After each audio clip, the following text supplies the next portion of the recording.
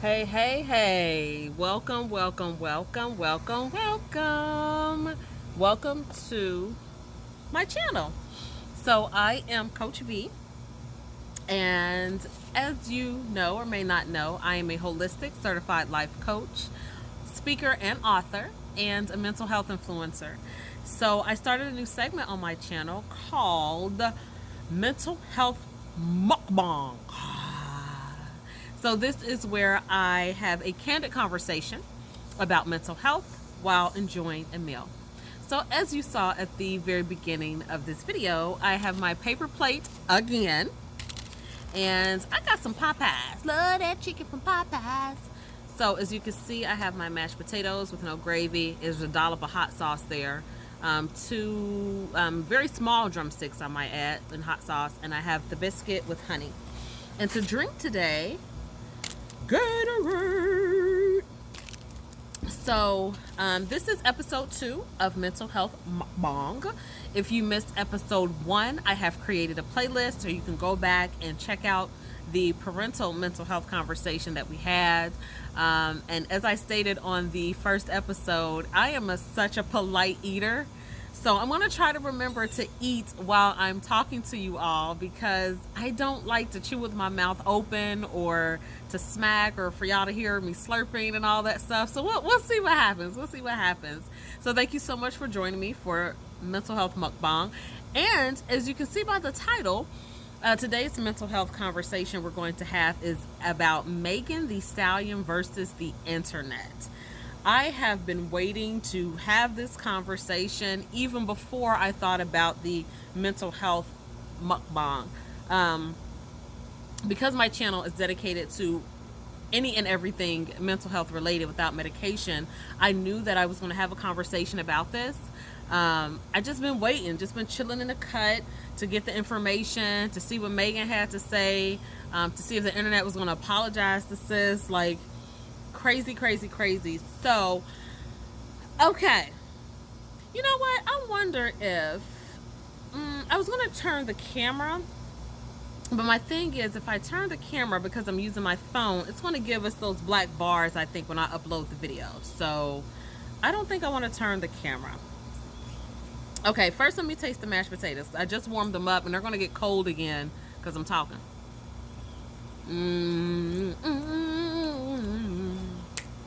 Okay, if you're seeing this video and you own a restaurant or you work for a place as a general manager and you want to sponsor a future mental health mukbang, let me know in the comments, or you can send me an email, and I actually have my email in the description box, and we can coordinate either some gift cards being sent to me, or if you are in my city, I can go to the visit your restaurant, and you can host or sponsor a future mental health mukbang, and we will shout you out and tell people what location you're at that sponsor. Look at me fixing all my stuff.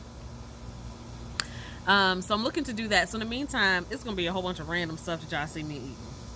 But I do have some sponsors, some small business owners that have agreed to sponsor future mukbangs. So I can't wait to share them with you all and for y'all to go and patronize them.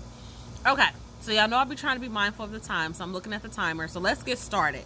So today's mental health mukbang, we are talking about Megan Thee Stallion versus the internet.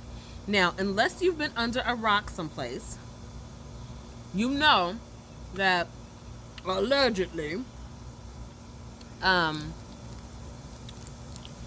Lanez shot Megan Thee Stallion in both feetses.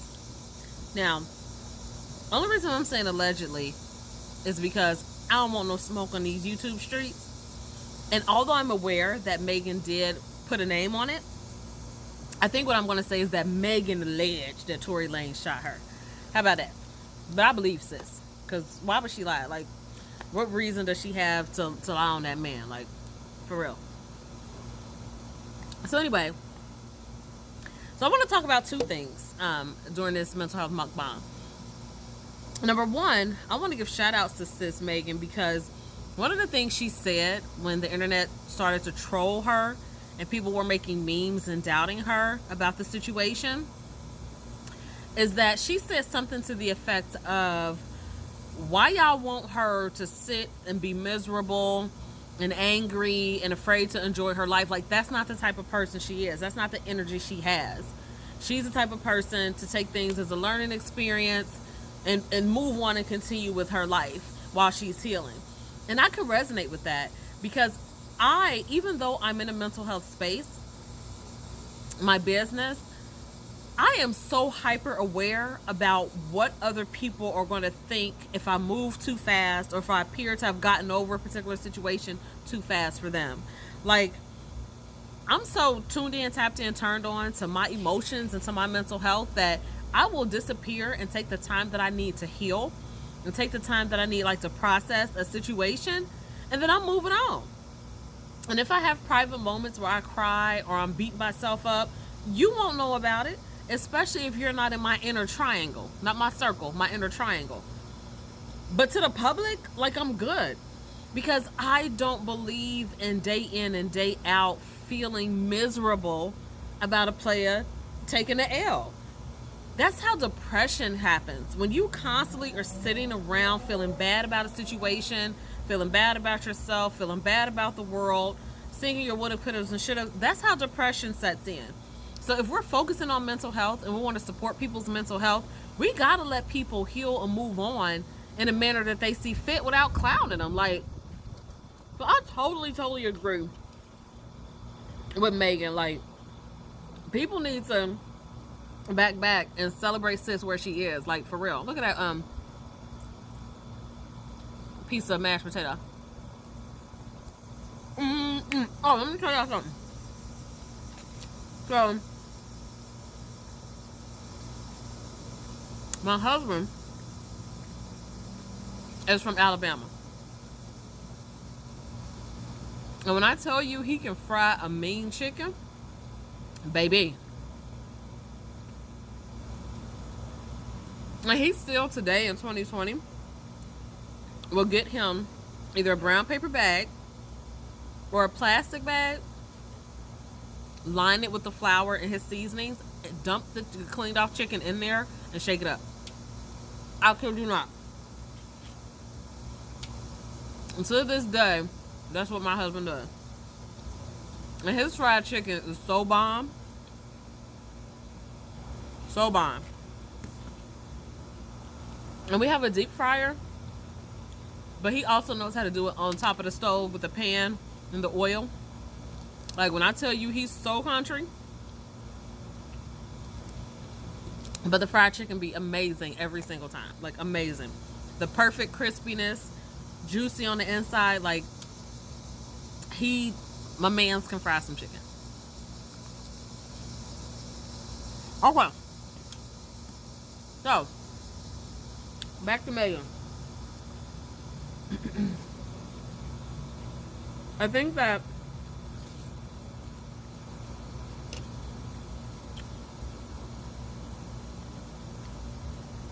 people were so pressed about how she decided to jump back up and live her life because they don't have a mental health routine of their own. So it didn't make sense to them that sis just got shot in the footsies, the 2 feetses, and was back out here celebrating her #1 single collaboration with WAP and dancing and twerking on the handstand. Like, and then the fact that she was twerking and doing her thing, they like, if you got shot in your footsies, you wouldn't be able to do all of that. Like, you capping. If people minded the business that paid them, #1, and #2, they were tuned in and tapped in and turned on to their own mental health, then they would have been able to understand and support Megan at a time that she really needed it most. Like, why do people feel the need to jump on the internet and be keyboard thugs and thumb gangsters and tease and harass and make fun of someone because they are so in tune with their own mental health that they can process, heal, meditate, pray, see a therapist, whatever it is they need to do, and then get back on with life. Like, why did her life have to stop because she got shot in the footsies? Why did the internet come for her? I'm telling you, because they have poor mental health practices. They have either a non-existent or poor mental health routine. I'm telling you, that's what it is. Because we a little nuts.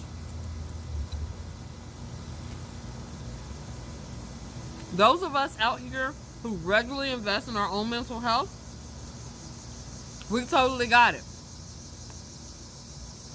We didn't think she was perping. We didn't think that she embellished the story. Like, we were out here rooting and supporting her because that's what you're supposed to do. You fight that depression. You don't let those thoughts and fear tactics keep having free rent in your head and keeping you stagnant. If more people knew how to do that, you have less and less the amount of haters on the internet and then walking life because they low-key jealous that they're not in tune with their mental health, or they don't have a support system, or they don't have a routine already in place to pull them out of the gutter. And a lot of these people never been shot in the footsies. A lot of these people don't know how to deal and process everyday situations and struggles, so they can't see how someone else can process effectively everyday struggles and life and cope. So we got to do better. Like, we got to do better. I think that people should have supported her or said nothing at all. And all the naysayers had to do was wait about a week or two, because she then came out and she put a name on it. At first she was quiet, want to protect the black man, not want to say anything, not want to name drop. But then she got in a position where she felt she had to speak on it because allegedly Tory was fooling in the streets with his PR people and lying about the situation. So, and I want to talk about that too. The mental state of the black woman feeling like she has to lie to protect and preserve the life of the black man. I totally got where Megan was coming from, especially with the current climate and Black Lives Matter and all those movements. However, another responsibility that comes with having a successful regular mental health self-care routine is to preserve self first. Now, a bug flew on me. Now, even though I understand why Megan did not speak out at first, I don't agree with it because it could have added more stress and duress to her after experiencing such a traumatic situation. I do understand, though, that the night of the incident, why she chose not to say, hey, there's a gun in the car with a black man, I think on her part, that was a great decision for her in that moment. I totally get that. However, the added stress that it may have caused to her nervous system, her having headaches, her blood pressure, whatever, because when we're stressed, it manifests. It's just a matter if we're tuned in to understand that, oh, this toothache is from here, this headache, this migraine is from here, my chest hurts from here, my joints hurt from here, I can't sleep from here. Stress mismanaged can affect any of those things I mentioned and more. So when we're at a point where we're tuned into that and we pay attention to our body and the signs that we're mismanaging stress, we have to be able to release those things that add to it. And a lot of times us keeping our mouth shut is one of the biggest things that contribute to our level of stress, especially if we're trying to protect the next man or woman. That's something for us to think about. Like, again, I totally get why she didn't say anything at that moment in that incident. It was a hostile environment. She said the police was already talking crazy and reckless to her, telling them to get out the car. I get it. However, when you take into account the effect it may have had on her, I'm thinking maybe it would have been different had she spoke up sooner, But again, she felt compelled to protect the black man. So if you're at this point in the video, let me know in the comments what you think about that. Do you think it was a good move for her? Is that something that you would do? Can you understand why she did it and have a suggestion on what the next person can do different? I don't know. Just let me know in the comments. Now,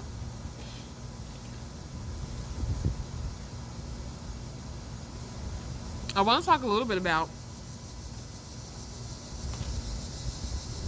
the people on the internet who like shamed Megan,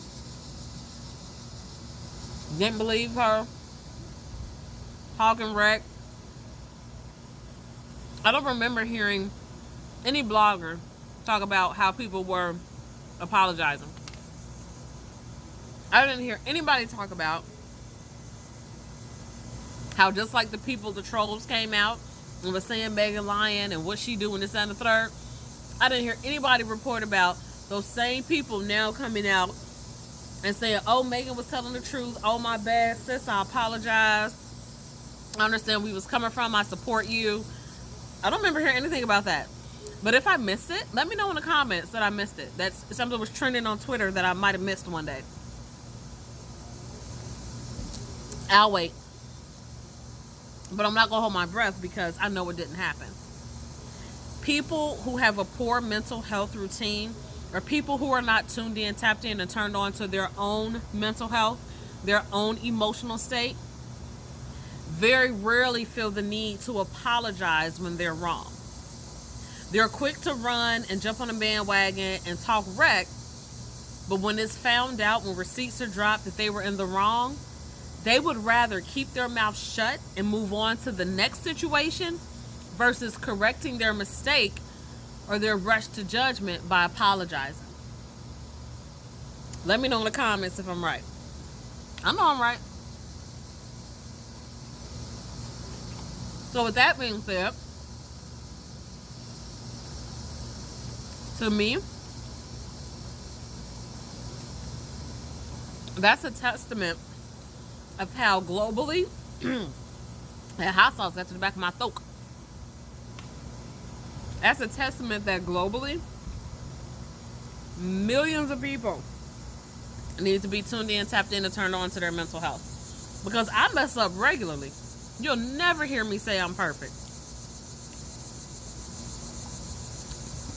However, what I'm really great about is apologizing and making amends when a player mess up. I don't get everything right, no matter how convicted in my spirit I am. I don't always make the best decisions. I do have instances where I jump to conclusions. However, that same energy I have with jumping to conclusions and being wrong, I keep that same energy, if not greater, to apologize and to make amends and to admit that I wasn't right. And it grinds my gears when I have someone in my space who is not self-aware enough to display that same behavior. Like the Lord's still working on me on that because it grinds my gears to interact with people who have that rah-rah energy, when they think they know something, and then when you drop a receipt or when time passes and they see that they're wrong, they're quiet as a church mouse. I ain't going. And it's funny to see and break down when you look at people's behavior to trace it all back to poor mental health routine.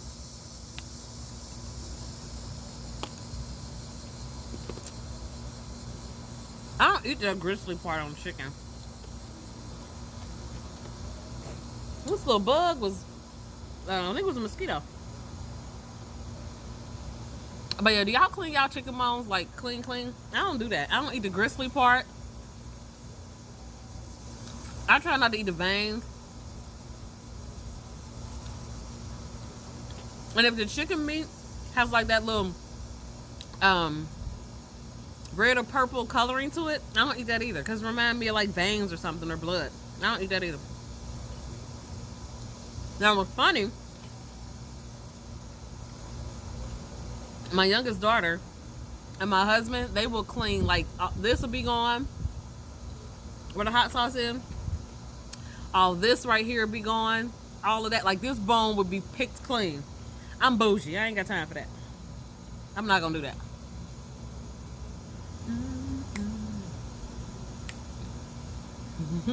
Do you dance when you eat?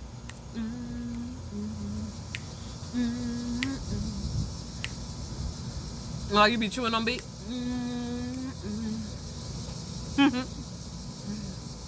That's funny.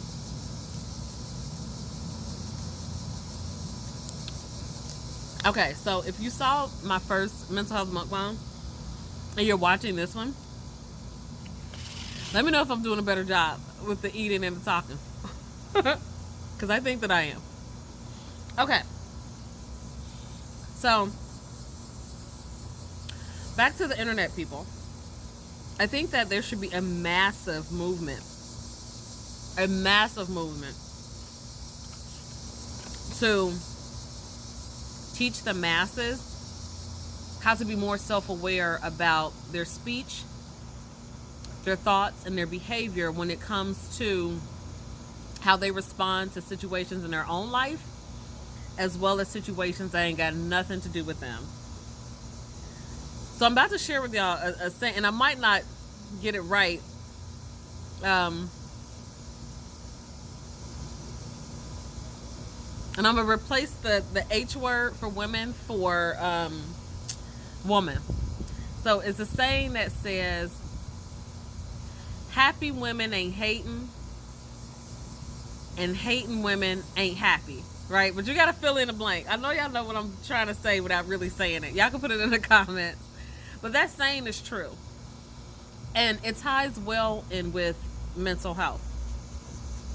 When people are so focused on maintaining, sustaining, and improving their own mental health, they don't have time to nitpick and hate and judge and put their 55 cents worth in on people's experience, people's life experiences. They are too busy with getting their stuff together. They're too busy with making sure that they don't put themselves in a particular situation. They're too busy making sure that they are healing properly from a traumatic situation. They're too busy making sure that they are in a good headspace all day, every day. Now, that doesn't mean that life doesn't happen to them, because there's events we can't control. What we are in control of, though, 100% of the time, is how we choose to respond to life events. So when Megan decided to take the moment that she needed to talk, to heal, to drop receipts, and then she was ready to go and celebrate WAP and go dance and twerk, let that woman be great. Because I guarantee you, she did the work she had to do prior to that, whether it was to hype herself up, whether it was to learn from the situation, like she said she was doing, and she was ready to go live her life. She is a young woman. She was ready to go live her life. And she made a very strong choice to not be traumatized by what could have been a fatal situation. How do we know that she just didn't look at the situation and say, okay, this is my second chance. I'm about to live my best life. I done came too close to death. Let's get it. Let me be an example to my fans. Let me be an example to the young lady who's in a abusive relationship. Let me be an example to the young man. Like, how do we know that she didn't go through that thought process? We don't, until she speaks on it. So in the meantime, let's make sure that we focus on removing the sty from our own eye before we talk about what somebody else got going on. And as I mentioned in episode 1, there are so many things you can do without medicine to support your mental health. First and foremost, we need to be tuned in, tapped in, and turned on, and be very aware on what triggers us, right? So when I say what triggers us, we need to be mindful of what situations that we go through on a day-to-day basis that causes our heart rate to increase, that causes us to sweat more, that increases our body temperature, that gives us a headache, that makes us feel like going out and participating in a particular vice, over drinking, overeating, shopping too much, smoking, dealing in types of things that we know long term are going to be harmful to our physical self, our mental self, and our emotional self.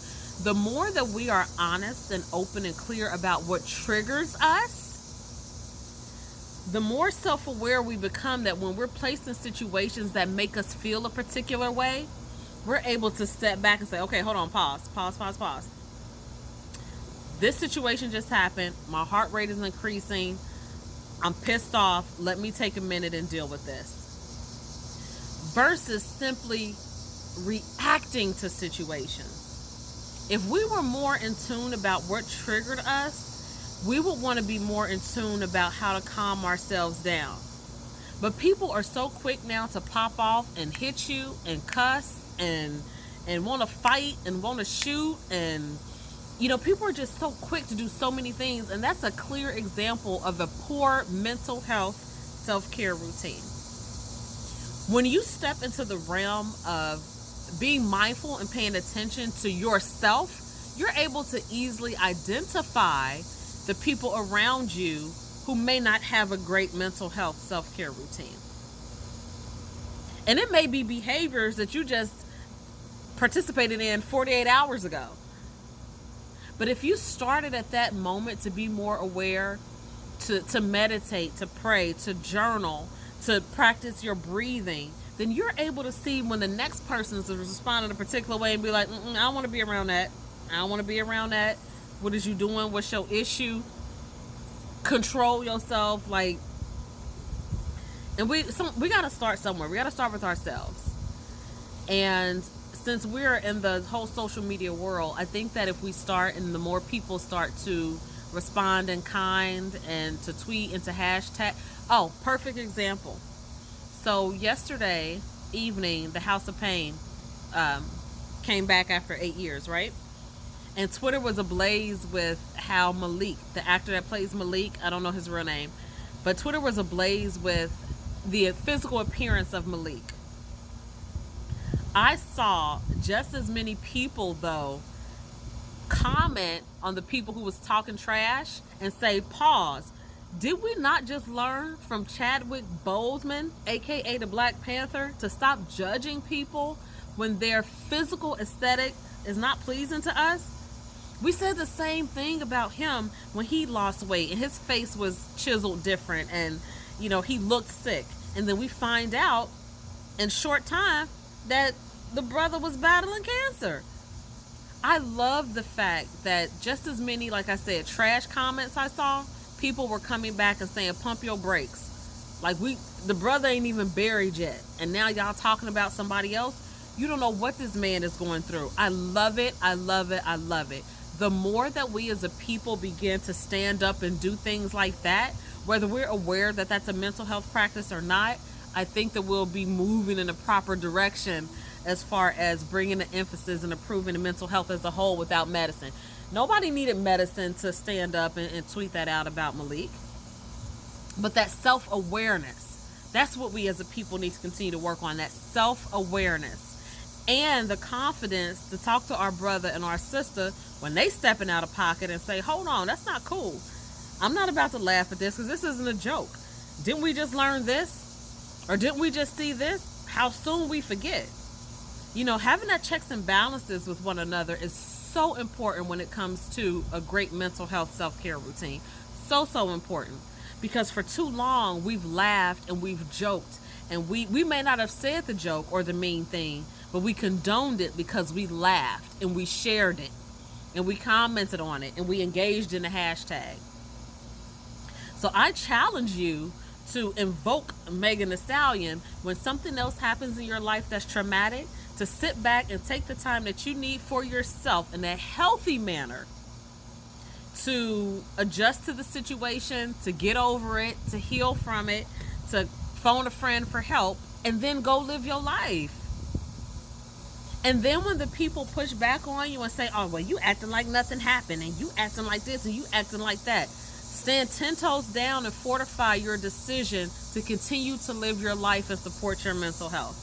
And sometimes you got to step off your pedestal and check folk and meet them where they are. That's part of a mental health self-care routine as well. I take pride in being a balanced Black woman. I can be all peace and love and burn the incense and meditate, and I will gladly step off my pedestal and check you and go right back up when we're done. because I'm self-aware enough to know that not everybody's going to respond to peace, love, and light. But I'm also self-aware enough to know that I can step down and then go right back up. That doesn't mean I'm a bad person. That doesn't mean my mental health is poor. That doesn't mean I'm fake and phony. That means I'm balanced. And if you believe in the story of Jesus, he met people where they were. I can be all things to all people. I will meet you where you are to get my message and my point across. But this is years of practice. This is years of practice, and that's why I can look at and appreciate the decision that Megan Thee Stallion made to heal, process, view it as a lesson learned, a life lesson, and then go out and enjoy her life and celebrate her successes. So let me know down in the comments what you think about this. Let me know any topics that you would like for me to talk about in the next mental health mukbang.